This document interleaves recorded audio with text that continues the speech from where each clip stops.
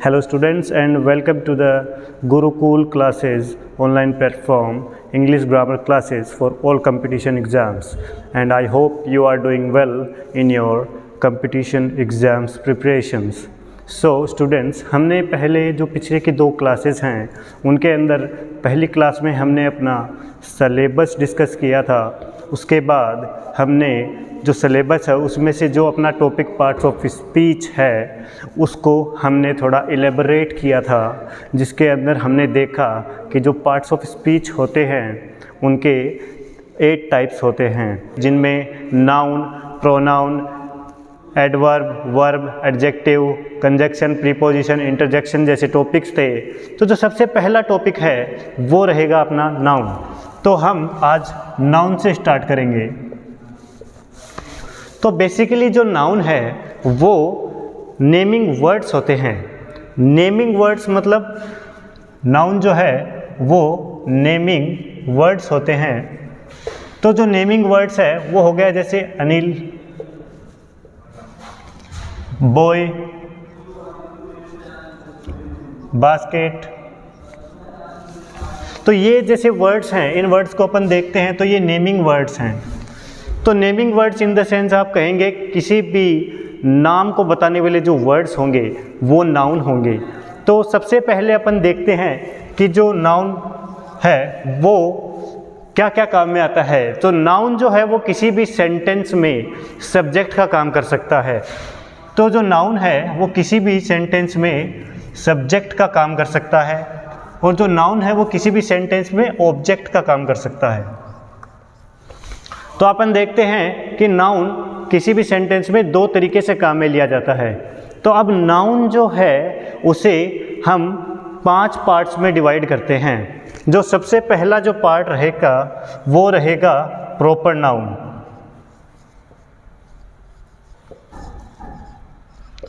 So the second part will be common noun, and the third part will be collective noun.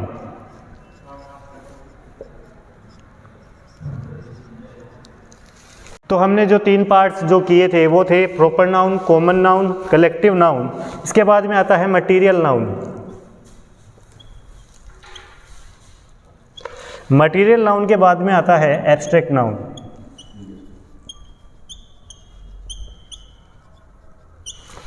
तो हम 1 bye 1 इन parts को describe करेंगे।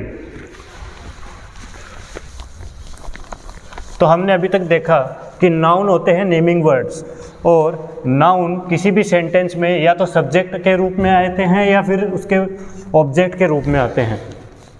तो अभी क्या करते हैं, अपन स्टार्ट करते हैं जो प्रॉपर नाउन है उससे। The proper noun will be the first part of noun. So proper noun अपन अब कुछ वर्ड्स देखते हैं, जैसे कि राम, जैसे कि जयपुर, जैसे कि अपन कोई भी प्रॉपर नाउन देख सकते हैं, जैसे कि फॉर एग्जाम्पल मथुरा। तो ये जो तीनों वर्ड्स तो ये नेमिंग वर्ड्स हैं और ये प्रॉपर नाउन कहलाते हैं, क्योंकि ये एक प्रॉपर पर्सन को या प्रॉपर प्लेस को डिस्क्राइब कर रहे हैं। जैसे राम है वो एक प्रॉपर किसी लड़के का नाम है, इसलिए तो अपन जो जयपुर है, जो मथुरा है, वो भी प्रॉपर जगहों के नाम है। जयपुर, मथुरा ये दोनों प्लेसेस हैं। तो जो प्रॉपर नाउन होता है वो फिक्स पर्सन को, प्रॉपर पर्सन को या प्रॉपर प्लेस को बताता है। सो जो पहला अपन, चलो एक कुछ सेंटेंस देखते हैं। I live in Mumbai. तो मुंबई जो है वो प्रॉपर नाउन कहलाएगा। The Mumbai will be the proper noun. इसी तरीके से हम देखते हैं सीता इज माई सिस्टर। इस सेंटेंस में जो सीता है वो प्रॉपर नाउन कहलाएगी। इसी तरीके से हम जो नेक्स्ट पार्ट देखेंगे वो होगा कॉमन नाउन। नाउन में अपना अगला जो टॉपिक होगा वो कॉमन नाउन होगा। Common noun. तो जो कॉमन नाउन होता है उनमें अपन कुछ चलिए वर्ड्स देखते हैं, जैसे बॉय, गर्ल, जैसे क्लास। तो ये तीनों वर्ड्स आप देख सकते हैं, ये तीनों वर्ड्स प्रॉपर नाउन ना होके ये कॉमन नाउन है। क्यों? क्योंकि बॉय बहुत सारे हो सकते हैं, गर्ल बहुत सारी हो सकती है, ये किसी प्रॉपर लड़के का या लड़की का नाम नहीं बता रहे हैं। क्लास है वो प्रॉपर नहीं है। यहाँ पे अगर होता 4th क्लास तो ये प्रॉपर नाउन था, बट ये कॉमन नाउन है क्योंकि यहाँ पे बता नहीं रहे हैं कि कौन सी क्लास है। इस तरीके से इनके कुछ सेंटेंसेस अपन देख लेते हैं। There are 5 boys. तो जो 5 बॉयज़ हैं, ये इनमें बॉयज़ जो है वो कॉमन नाउन होगा क्योंकि ये बता नहीं रहा कि कोई प्रॉपर पर्सन है वहाँ पे एक कॉमन पर्सन है जो बॉय है, हमें नहीं पता उस बॉय का नाम क्या है।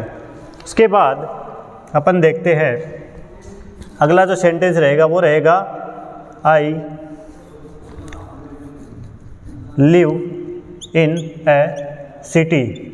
तो सिटी जो है, सिटी प्रॉपर नाउन ना होके ये कॉमन नाउन रहेगा। अगर यहाँ पे सिटी की जगह जबलपुर होता तो अपन मान सकते थे कि ये प्रॉपर नाउन है, बट कॉमन क्यों है? क्योंकि अपने को पता नहीं कि सिटी कौन सा नाउन है, सिटी का प्रॉपर नेम नहीं पता, इसलिए सिटी है तो ये कॉमन नाउन हो जाएगा। नाउन का जो 3rd क्लासिफिकेशन है वो पढ़ते हैं। चलिए नाउन का 3rd क्लासिफिकेशन पढ़ते हैं। 3rd क्लासिफिकेशन होगा कलेक्टिव नाउन।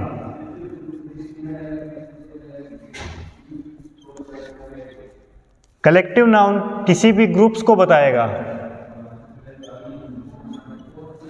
जैसे कुछ वर्ड्स अपन देखते हैं, कलेक्टिव नाउन में कुछ वर्ड्स देखेंगे तो आर्मी हो गया, हर्ड हो गया, फ्लोक हो गया। तो ये जो नाउन्स हैं ये कलेक्टिव नाउन्स हैं क्योंकि ये एक ग्रुप को बताते हैं। आर्मी, जैसे army of, just a second, army of soldiers.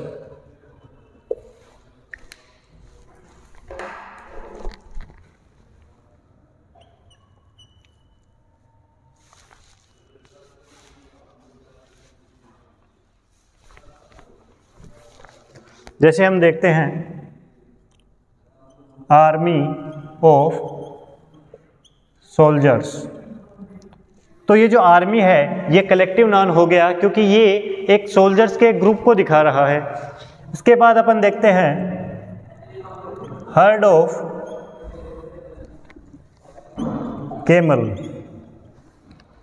तो जो केमल है इसका हर्ड मतलब ये ग्रुप हो गया केमल का। Fluke of birds. Fluke of birds का मतलब यहाँ पे हो गया कि जो फ्लोक ऑफ बर्ड्स मतलब जो ग्रुप होता है बर्ड्स का उसे हम फ्लोक कहते हैं।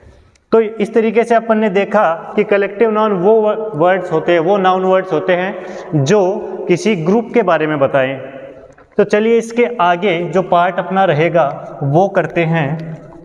इसके आगे जो क्लासिफिकेशन रहेगा नाउन का वो रहेगा material noun. Material noun. Material nouns में अपन देखें तो मटीरियल नाउन्स वे नाउन होंगे जो किसी मटीरियल के बारे में बताएंगे या फिर किसी सॉलिड मटेरियल भी हो सकता है या फिर कोई लिक्विड मटेरियल भी हो सकता है। अब जैसे गोल्ड हो गया, जैसे सिल्वर हो गया या वुड एटसेट्रा। तो ये जो है ये मटेरियल नाउन्स के अंदर कंसीडर किए जाते हैं क्योंकि ये किसी न किसी मटेरियल के बारे में बताते हैं। ओके, सो इसकी सेंटेंसेस देख लेते हैं। गोल्ड इज ए प्रीसियस मतलब कीमती, प्रीसियस मटेरियल। सो गोल्ड जो है वो मटेरियल नाउन के अंदर आ गया। तो इसके बाद में अपन देखेंगे नाउन का अगला क्लासिफिकेशन। तो नाउन का अगला क्लासिफिकेशन जो रहेगा वो रहेगा abstract noun.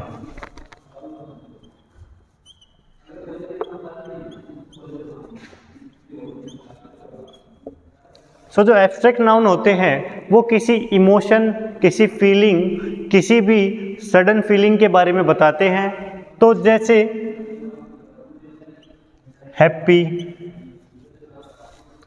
Sad, Joy etcetera, anger हो गया, ये सब वर्ड्स हम क्या करते हैं एब्स्ट्रैक्ट नाउन के अंदर कंसीडर करते हैं, क्योंकि ये किसी सडन फीलिंग्स के बारे में बताते हैं। फीलिंग हो गया, इमोशंस हो गया, ये सब जो अपने एब्स्ट्रैक्ट नाउन है वो बताते हैं। तो हमने 5 पार्ट्स, जो टोटल 5 पार्ट्स हैं वो नाउन के कर लिए हैं, जिनमें सबसे पहला प्रॉपर नाउन, जो किसी भी प्रॉपर नेम, किसी प्रॉपर प्लेस के बारे में बताते हैं। उसके बाद हमने जो किया वो किया कॉमन नाउन। कॉमन नाउन जो होता है वो किसी भी कॉमन पर्सन, कॉमन प्लेस के बारे में बताते हैं।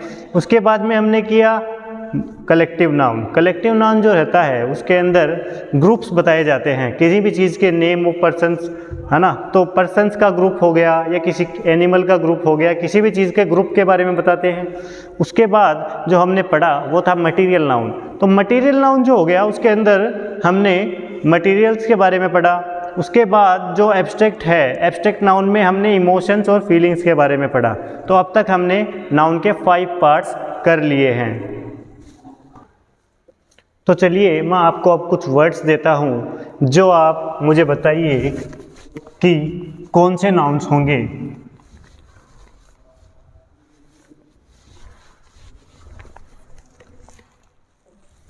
तो जो सबसे पहला वर्ड रहेगा वो रहेगा ब्रेवरी।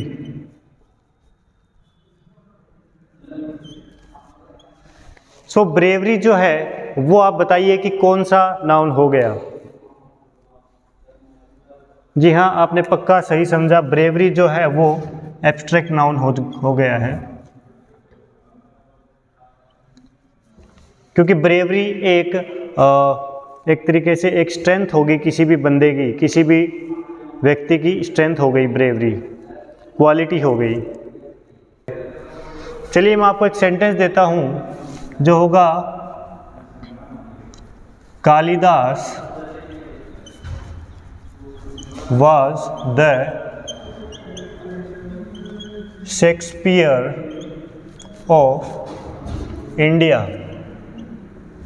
तो यहाँ पे आपको 2 प्रॉपर नाउन दिख गए, बट ये जो कालिदास है यहाँ पे शेक्सपियर है, बट जो कालिदास है वो एक प्रॉपर नाउन है, बट जो शेक्सपियर है वो कॉमन नाउन है, क्योंकि कालिदास भारत का शेक्सपियर था। तो शेक्सपियर यहाँ पे एक कॉमन नाउन के रूप में यूज़ में लिया गया है। तो इन चीज़ों का आप ध्यान रखें, और छोटी छोटी चीज़ें जो है उनको आप देख के नाउन टॉपिक को और अच्छे से समझ सकते हैं। तो जो कल की अपनी जो क्लास आएगी उसमें हम नाउन के कुछ रूल्स होते हैं वो पढ़ेंगे। तो आपको रेगुलर क्लासेस अटेंड करनी है, जिससे कि आप कोई भी चीज़ को मिस ना करें। तो मैं जो क्लास है उसको एक अपनी बात के साथ कंप्लीट करना चाहूँगा कि the teacher is the one who will open the doors for you, but you have to enter it by yourself. जो इसका मतलब जो है वो ये रहता है कि जो टीचर है वो आपके लिए द्वार तो खोल देगा, बट उस द्वार में प्रवेश आपको ही करना है। मेरा कहने का मतलब ये है कि मैं सिर्फ आपको राह दिखा सकता हूँ, आपको अपनी मेहनत स्वयं करनी है, और स्वयं मेहनत करके अपना और अपने घर वालों का नाम रोशन करना है, ताकि आपकी आने वाली पीढ़ियां जो है वो आपसे कुछ सीखें, और जो वर्तमान में आपके साथी, दोस्त, आपके घर वाले हैं वो भी आपसे सीखें। धन्यवाद, thank you and have a nice day.